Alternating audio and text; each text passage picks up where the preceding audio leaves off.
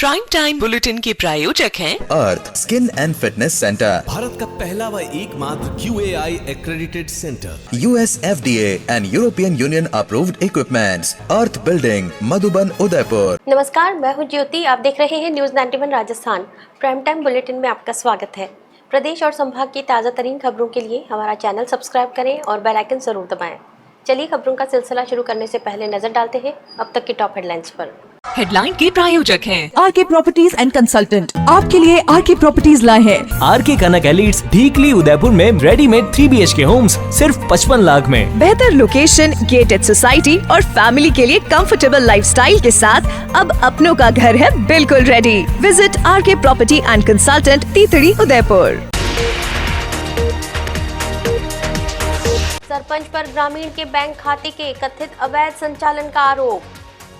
Sonography report पर उठे सवाल, परिजनों ने मेडिसिन सेंटर के बाहर किया धरना प्रदर्शन।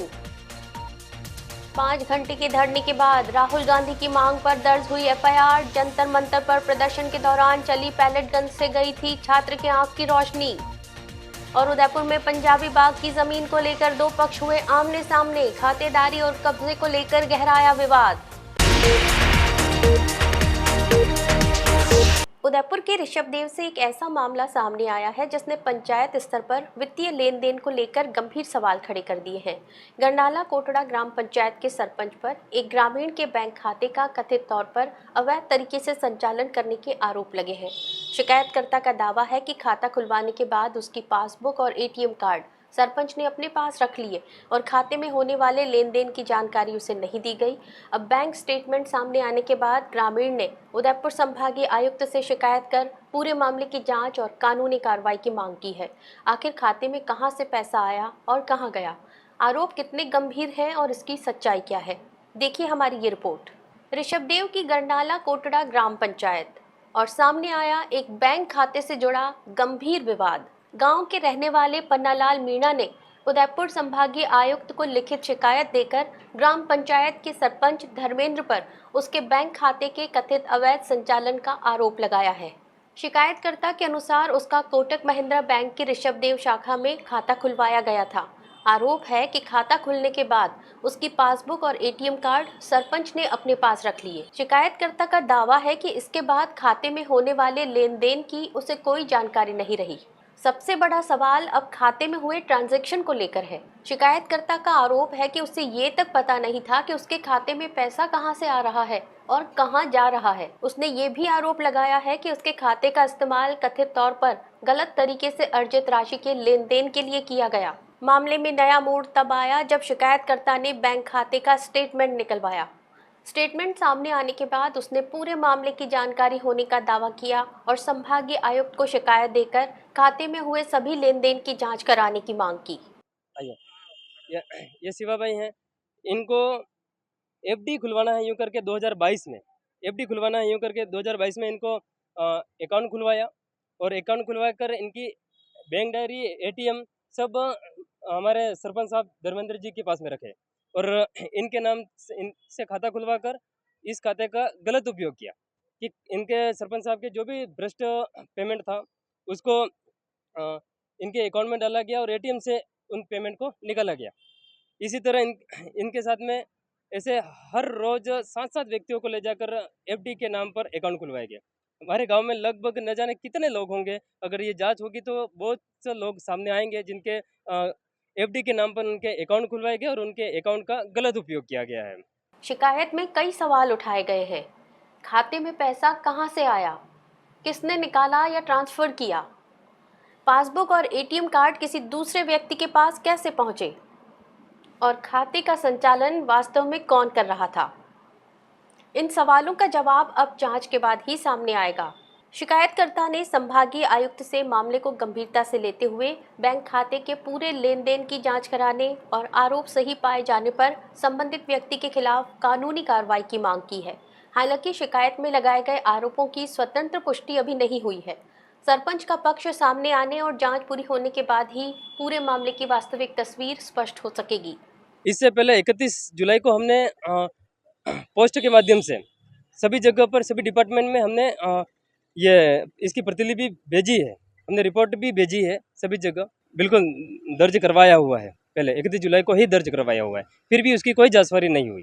फिलहाल एक ग्रामीण के बैंक खाते, पासबुक और एटीएम कार्ड को लेकर लगाए गए आरोपों ने कई गंभीर सवाल खड़े कर दिए हैं। अब देखना होगा कि जांच में खाते से हुए लेन देन को लेकर क्या तथ्य सामने आते हैं और क्या इस मामले में किसी तरह की वित्तीय अनियमितता हुई है। पूनम फर्नीचर 31 वर्षों से आपकी सेवा में। Office, hospitals, hotels, college, corporate और सभी तरह के गवर्नमेंट इंस्टीट्यूशंस में टर्नकी प्रोजेक्ट्स विशेषज्ञ पूनम फर्नीचर्स आपके लिए लाए हैं 0 डाउन पेमेंट 0% ब्याज पर आसान ऋण योजना। घर के आंगन सा लगे ससुराल का हर कोना। पूनम फर्नीचर के बिना बिटिया ससुराल न जाए। Poonam furnitures, Hiranmagri, sector 5, main road, Udaipur. Chittorgarh में सोनोग्राफी रिपोर्ट को लेकर परिजनों का आक्रोश सामने आया है। एक युवक अपनी पत्नी की जांच के लिए निजी अस्पताल पहुंचा था, जहां डॉक्टर की सलाह पर मेडिसिन सेंटर में कलर सोनोग्राफी कराई गई। परिजनों का आरोप है कि कई बार जांच होने के बावजूद रिपोर्ट सामान्य बताई गई, लेकिन 18 अगस्त को बच्चे के जन्म के बाद उसके हाथ पैर की उंगलियों में परेशानी सामने आई। इसके बाद परिजनों ने जांच केंद्र के बाहर धरना शुरू कर कार्रवाई की मांग की। मामला चित्तौड़गढ़ का है, जहां सोनोग्राफी जांच की रिपोर्ट को लेकर परिजनों ने गंभीर सवाल उठाए हैं। खेरी गांव निवासी महेंद्र जाट अपनी पत्नी को निजी राधा कृष्ण हॉस्पिटल लेकर पहुंचे थे।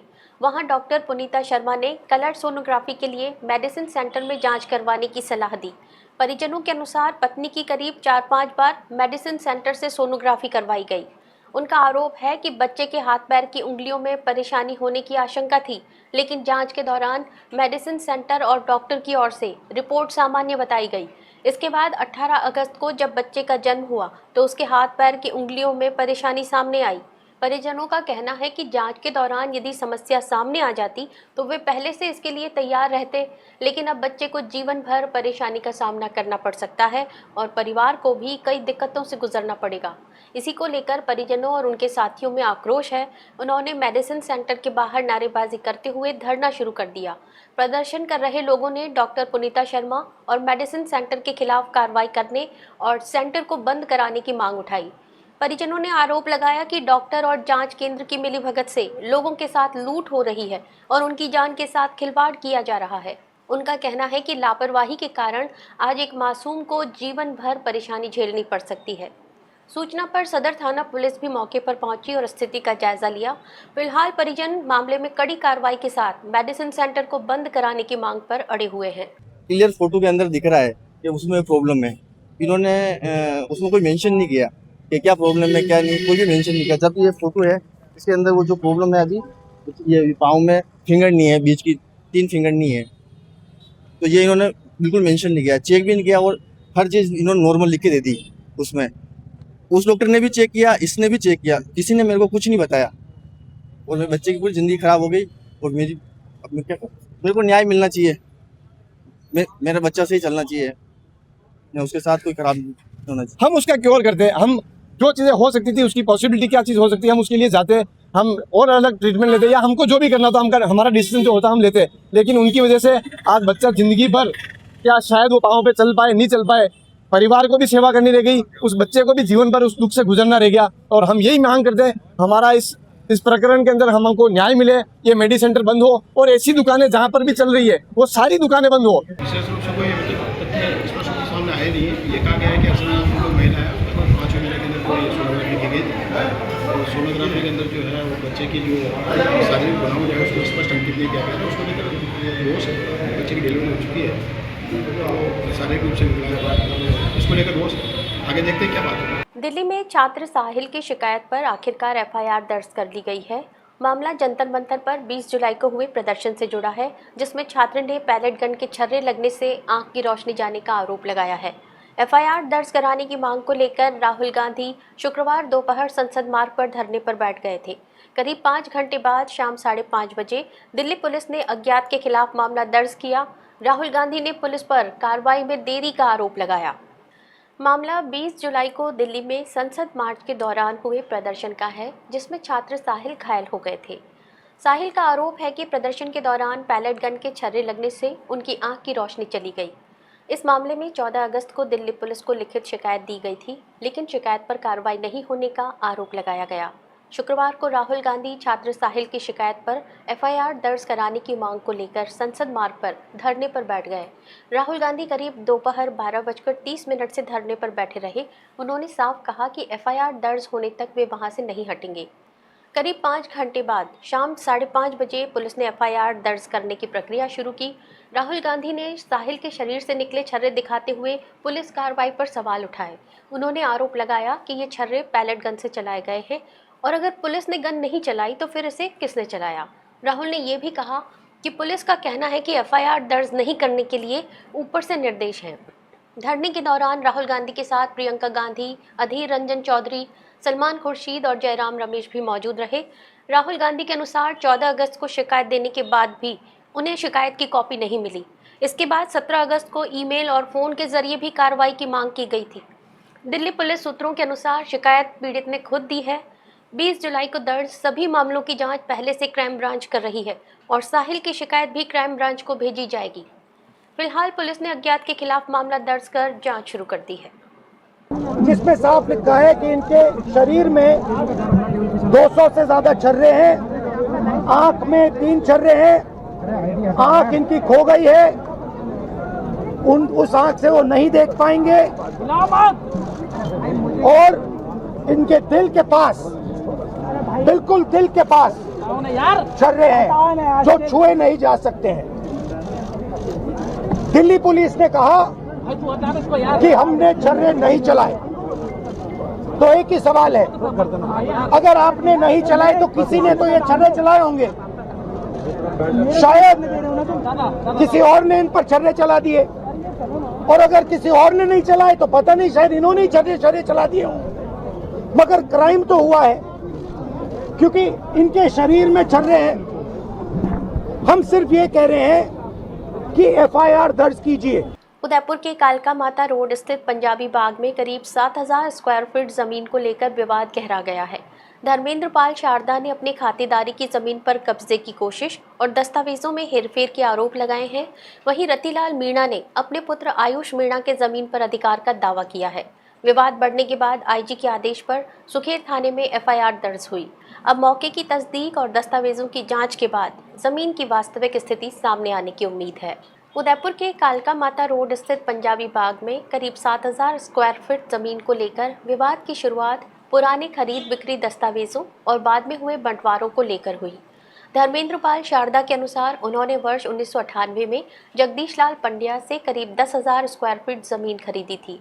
वर्ष 2003 में उन्होंने ज़रूरत के चलते इसमें से करीब 2700 स्क्वायर फीट ज़मीन हीरालाल लोहार को बेच दी। उनका दावा है कि बाकी ज़मीन उनकी खातेदारी में रही।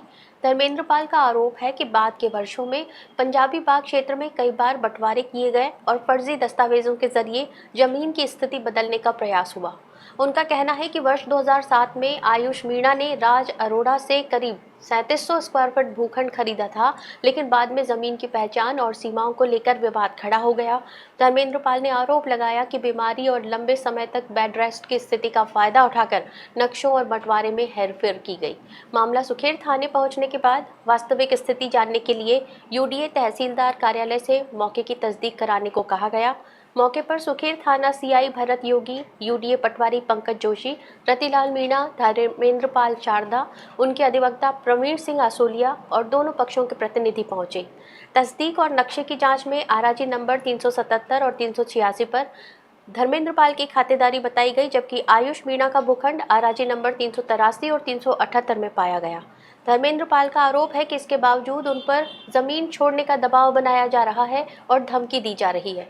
उन्होंने एसटी/एससी का मामला दर्ज कराने की धमकी दिए जाने का भी आरोप लगाया। उनका कहना है कि उनके पास 1998 से ज़मीन से जुड़े खरीद, विक्रय, रजिस्ट्री, 90B और अन्य दस्तावेज मौजूद हैं। धर्मेंद्र पाल ने पुलिस प्रशासन, यूडीए और जिला प्रशासन से पुराने दस्तावेजों, बंटवारा नामों, नक्शों और खातेदारी रिकॉर्ड की निष्पक्ष जांच की मांग की है। उन्होंने कहा कि जांच में जो भी व्यक्ति दोषी पाया जाए उसके खिलाफ सख्त कार्रवाई हो। वहीं उनका कहना है कि रतिलाल मीणा राज अरोड़ा से ज़मीन खरीदने का दावा कर रहे हैं, जबकि दस्तावेजों में ज़मीन की स्थिति अलग है। विवाद के बाद पुलिस और प्रशासनिक अधिकारियों ने मौके पर तस्दीक कर जांच आगे बढ़ाई है। उस तरीके से जो बीच में अभी जो ज़मीन जिसने खरीदी है वो मेरे से लड़ाई कर रहे हैं कि ये ज़मीन मेरी है। उनको गलतफहमी है, उसकी गलतफहमी दूर करने के लिए काफ़ी प्रयास किए। पुलिस में भी केस उन्होंने किया, मैंने किया, पुलिस वालों ने समझाया, सबने समझाया कि आदमी वास्तविक जो जहाँ बैठा हुआ है, आपकी ज़मीन वहाँ बोल रही है, आप वहाँ जाके बैठिए, मगर वो नहीं मान रहे हैं और वो दिन ब दिन मेरे पे हावी होते जा रहे हैं। मेरे को न्याय चाहिए। मेरे कागज़ सारे तैयार हैं, जो पत्रावली आप चाहते हैं। मैं चाहता हूं कि निष्पक्ष जांच कराई जाए, शुरू से लेके अभी तक जितने कागज़ है बंटवारनामे के, 90B के, रजिस्ट्री के, जो इसके खिलाफ, जो इसमें जो गलत आदमी पाया जाए उसके खिलाफ सख्त से सख्त कार्रवाई की। उदयपुर में लोक देवता कल्लाजी राठौड़ का 483वां जन्मोत्सव श्रद्धा और उत्साह के साथ मनाया गया। श्री काली कल्याण मंदिर में 2 दिवसीय धार्मिक और सांस्कृतिक आयोजन हुए। जन्मोत्सव में हजारों श्रद्धालुओं ने पहुंचकर कल्लाजी बाबूजी के दर्शन किए और आशीर्वाद लिया। आयोजन के दौरान भजन संध्या, धार्मिक संबोधन और भव्य शोभा यात्रा का आयोजन हुआ। शोभा यात्रा में 21 किलो चांदी से निर्मित उज्जैन वाले बाबा महाकाल का विग्रह आकर्षण का केंद्र रहा। उदयपुर में कल्लाजी बाबूजी के जन्मोत्सव को लेकर सेक्टर 14 स्थित जय श्री काली कल्याण मंदिर में 2 दिनों तक धार्मिक आयोजनों की धूम रही। काली कल्याण धाम के महंत डॉक्टर हेमंत जोशी ने बताया कि जन्मोत्सव के पहले दिन भव्य भजन संध्या का आयोजन किया गया, जिसमें बड़ी संख्या में श्रद्धालु शामिल हुए। गुजरात की प्रसिद्ध गायिका अपराजिता सिंह ने महादेव के भजनों की प्रस्तुति देकर श्रद्धालुओं को भक्ति रस में डुबो दिया। इसके बाद गरबा गीतों पर भी श्रद्धालु झूमते नजर आए। मेवाड़ के प्रसिद्ध भजन गायक लहरू दास, मधुबाला राव और पूरण गुर्जर सहित अन्य कलाकारों ने भी भजनों की प्रस्तुतियां दी। कार्यक्रम के दौरान सनातन वक्ता हर्ष दीदी ठाकुर ने अपने संबोधन में हिंदू समाज को धर्म, संस्कृति और सनातन परंपराओं के प्रति जागरूक रहने का संदेश दिया। उनके संबोधन से श्रद्धालुओं में धार्मिक चेतना और उत्साह का संचार हुआ। जन्मोत्सव के दूसरे दिन शाम को भव्य शोभा यात्रा निकाली गई। सैकड़ों श्रद्धालु डीजे और ढोल की धुन पर नाचते गाते यात्रा में शामिल हुए। शोभा यात्रा में 21 किलो चांदी से निर्मित उज्जैन वाले बाबा महाकाल का विग्रह विशेष आकर्षण रहा। यात्रा के दौरान श्रद्धालुओं की ओर से लगातार महाकाल की आरती की गई। सावन के पवित्र माह में श्रद्धालुओं ने महाकाल के दर्शन कर आशीर्वाद प्राप्त किया। करीब रात 12:30 बजे शोभा यात्रा वापस मंदिर पहुंची। इसके बाद विधि विधान और वैदिक मंत्रोच्चार के साथ कल्लाजी बाबूजी की महाआरती की गई। 2 दिवसीय आयोजन के दौरान सेक्टर 14 और आसपास का क्षेत्र श्रद्धा, भक्ति और उत्साह से सराबोर रहा। हजारों श्रद्धालुओं की सहभागिता के साथ कल्लाजी बाबूजी का 483वां जन्मोत्सव यादगार बन गया। बांसवाड़ा में दशा माता की प्रतिमा विसर्जन कर लौट रहे लोगों की खुशियां अचानक हादसे में बदल गईं। लियो सर्कल के पास तेज रफ्तार ट्रैक्टर ट्रॉली अचानक पलट गई, जिससे उसमें सवार करीब 1 दर्जन लोग घायल हो गए। हादसे के बाद मौके पर चीख पुकार मच गई। ट्रॉली के नीचे कुछ लोग दब गए, जिन्हें स्थानीय लोगों ने कड़ी मशक्कत कर बाहर निकाला। घायलों को अस्पताल पहुंचाया गया, जबकि गंभीर रूप से घायल 2 युवतियों को उदयपुर रेफर किया गया है। बांसवाड़ा में दशा माता प्रतिमा विसर्जन के बाद सभी लोग ट्रैक्टर ट्रॉली से वापस अपने गांव की ओर लौट रहे थे। इसी दौरान लियो सर्कल के पास अचानक ट्रैक्टर ट्रॉली अनियंत्रित होकर सड़क पर पलट गई। हादसा होते ही मौके पर अफरा तफरी मच गई और ट्रैक्टर ट्रॉली में सवार लोगों के बीच चीख पुकार शुरू हो गई। हादसे में करीब 1 दर्जन लोग घायल हुए हैं। घायलों में महिलाएं और युवतियां भी शामिल हैं। ट्रैक्टर ट्रॉली पलटने के बाद कुछ घायल उसके नीचे दब गए। हादसा देखकर मौके पर मौजूद लोग तुरंत मदद के लिए आगे आए और कड़ी मशक्कत के बाद ट्रॉली के नीचे दबे घायलों को बाहर निकाला। इसके बाद सभी घायलों को उपचार के लिए अस्पताल पहुंचाया गया। कुछ घायलों का निजी अस्पताल में इलाज चल रहा है, जबकि कुछ को जिला अस्पताल में भर्ती कराया गया है। हादसे में गंभीर रूप से घायल 2 युवतियों की हालत गंभीर बताई जा रही है। उनकी स्थिति को देखते हुए चिकित्सकों ने बेहतर उपचार के लिए उदयपुर रेफर कर दिया। बताया जा रहा है कि हादसे में घायल सभी लोग सदर थाना क्षेत्र की रावा बस्ती और पाचलवासा गांव के रहने वाले हैं। घटना की जानकारी मिलने के बाद पुलिस भी मौके पर पहुंची और हादसे की जानकारी ली। पुलिस ने दुर्घटना के कारणों की जांच शुरू कर दी है। फिलहाल घायलों का अस्पताल में उपचार जारी है। उदयपुर में राजस्थान विद्यापीठ का 90वां संस्था स्थापना दिवस शुक्रवार को प्रतापनगर स्थित परिसर में मनाया गया। कार्यक्रम में विद्यापीठ के तीनों परिसरों के कार्यकर्ता, शिक्षक और गणमान्य नागरिक शामिल हुए। इस मौके पर संस्थापक पंडित जनार्दन राय नागर की प्रतिमा पर पुष्पांजलि अर्पित कर उन्हें नमन किया गया। कार्यक्रम में शामिल हुए लोगों ने विद्यापीठ की स्थापना से लेकर वर्तमान स्वरूप तक की यात्रा और शिक्षा के क्षेत्र में इसके योगदान को याद किया। साथ ही जनुभाई के विचारों को आगे बढ़ाने का संकल्प लिया गया। उदयपुर के प्रतापनगर स्थित कंप्यूटर एंड IT सभागार में आयोजित समारोह की शुरुआत कुलपति प्रोफेसर मंजू मांडोत, पूर्व कुलपति प्रोफेसर दिव्य प्रभा नागर, पूर्व कुल प्रमुख प्रफुल्ल नागर, रजिस्ट्रार डॉक्टर तरुण श्रीमाली और अन्य अतिथियों ने मां सरस्वती की प्रतिमा पर माल्यार्पण, दीप प्रज्वलन और संस्था का ध्वजारोहण कर की। इससे पहले प्रतापनगर परिसर में स्थापित जनुभाई की प्रतिमा पर पुष्पांजलि अर्पित की गई। कुलपति प्रोफेसर मंजू मांडोत ने कहा कि जनुभाई के लिए शिक्षा, सामाजिक चेतना, आत्मनिर्भरता, महिला सशक्तिकरण और राष्ट्र निर्माण का आधार थी। उन्होंने बताया कि 21 अगस्त 1937 को 26 वर्ष की उम्र में पंडित जनार्दन राय नागर ने केवल 3 रुपये से राजस्थान विद्यापीठ की शुरुआत की थी। आज संस्थान में 10,000 से अधिक विद्यार्थी, 75 से ज़्यादा पाठ्यक्रम और 50 से अधिक प्रमाण पत्र पाठ्यक्रम संचालित हो रहे हैं और वार्षिक बजट करीब 70 करोड़ रुपए है। पूर्व कुलपति प्रोफेसर दिव्य प्रभा नागर ने जनुभाई के सेवा और समर्पण के संस्कारों को याद करते हुए कहा कि चरित्रवान, राष्ट्र समर्पित और संवेदनशील पीढ़ी का निर्माण ही सच्ची श्रद्धांजलि है। पूर्व कुल प्रमुख प्रफुल्ल नागर ने संघर्ष को उन्नति का मार्ग बताया और कार्यकर्ताओं के समर्पण को संस्था की ताकत बताया। आशीष नागर ने रोजगार परक कार्यक्रमों के जरिए सक्षम पीढ़ी तैयार करने की बात कही। कुलाधिपति भंवरलाल गुर्जर के संदेश का वाचन प्रोफेसर सरोज गर्ग ने किया। उन्होंने कहा कि विद्यापीठ राष्ट्र की शैक्षिक, सामाजिक और सांस्कृतिक प्रगति में महत्वपूर्ण भूमिका निभा रहा है। इतिहासविद professor Hemendra Chaudhary, registrar doctor Tarun Shrimali और पुरुषोत्तम शर्मा ने भी जनुभाई के संस्मरण साझा किए। संचालन डॉक्टर हरीश चौबीसा ने किया और आभार प्रोफेसर मलय पानेरी ने जताया। बांसवाड़ा में शुक्रवार को एक दर्दनाक सड़क हादसे में स्कूटी सवार महिला की मौत हो गई, जबकि उसका पति घायल हो गया। हादसा बोरवट के पास हुआ, जहां तेज रफ्तार ट्रक स्कूटी पर चढ़ गया। दुर्घटना में महिला की मौके पर ही मौत हो गई, वहीं उसके पति को चोटें आईं, जिन्हें उपचार के लिए अस्पताल पहुंचाया गया। हादसे की सूचना पर सदर थाना पुलिस मौके पर पहुंची और ट्रक को जब्त कर जाँच शुरू की। हादसे का शिकार हुआ दंपति नहली गाँव से स्कूटी पर सवार होकर बांसवाड़ा की ओर आ रहा था। बताया जा रहा है कि भावना अपने पति प्रकाश के साथ बांसवाड़ा में अपने भाई के घर जा रही थी। इसी दौरान बोरवट के पास तेज रफ्तार ट्रक ने उनकी स्कूटी को चपेट में ले लिया। टक्कर इतनी जोरदार थी कि ट्रक स्कूटी पर ही चढ़ गया।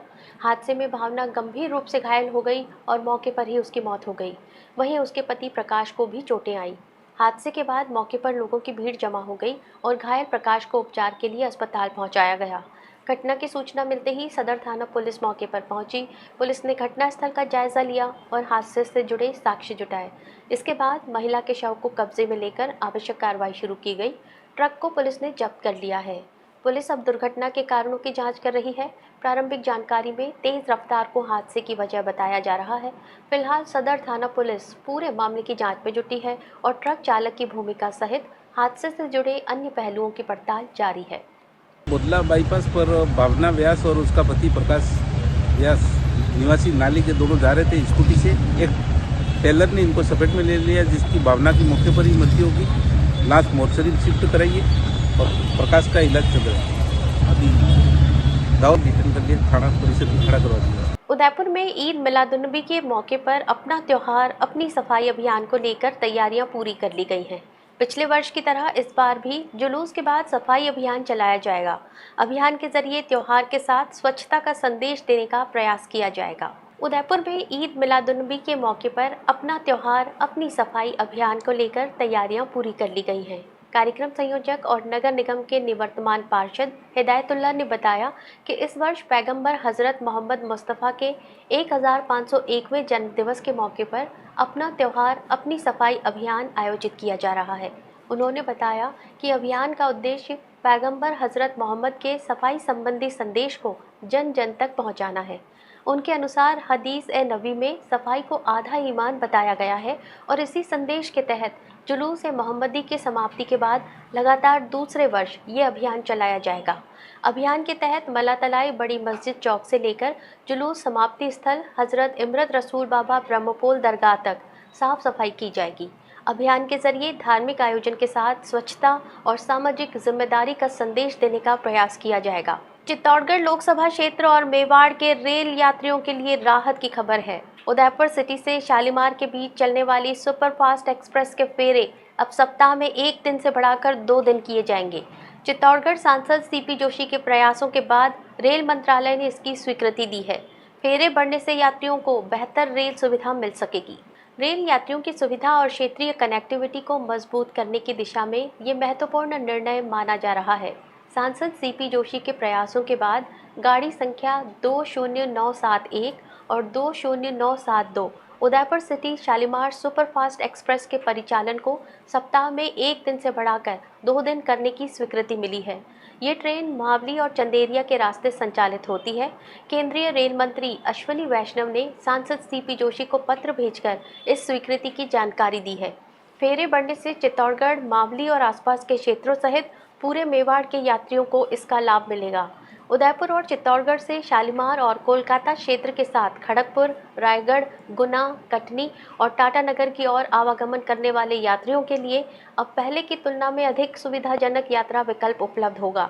विद्यार्थियों, व्यापारियों, कर्मचारियों और आम यात्रियों को भी इस सुविधा का सीधा फायदा मिलेगा।